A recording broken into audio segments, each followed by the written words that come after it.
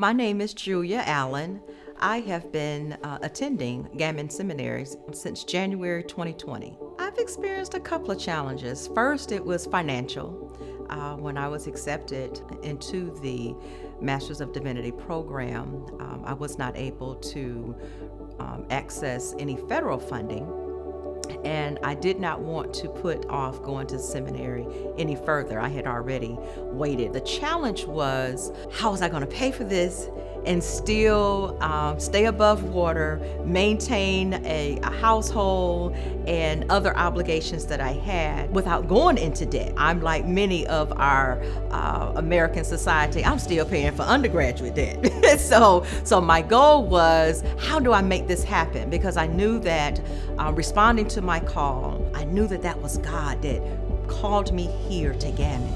And so I felt like God would not call me here and not make it possible for me to achieve this. And so I made a vow to God, and God made a vow to me: go in there and do what you need to do and achieve that 4.0, and I will make doors open for scholarships. And that has happened. So my financial challenges kind of encouraged me or paved the way for me to pursue a 4.0 my first semester.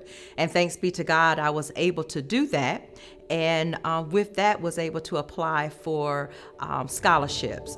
So when I was presented with the opportunity to apply for the scholarship, I had about 48 hours to submit the paperwork, but I desperately needed the funding.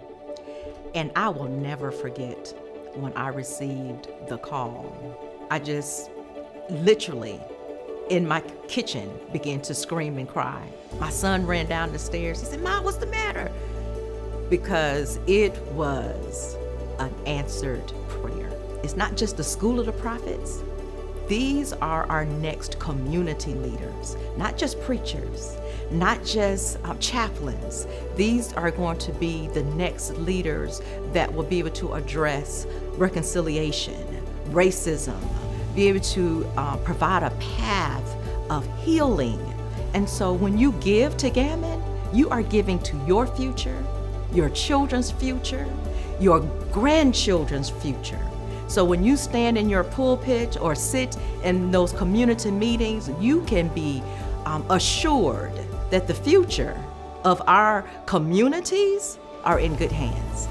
My hopes for the future of Gammon is for us to continue to stand on the shoulders of those who made Gammon who we are today.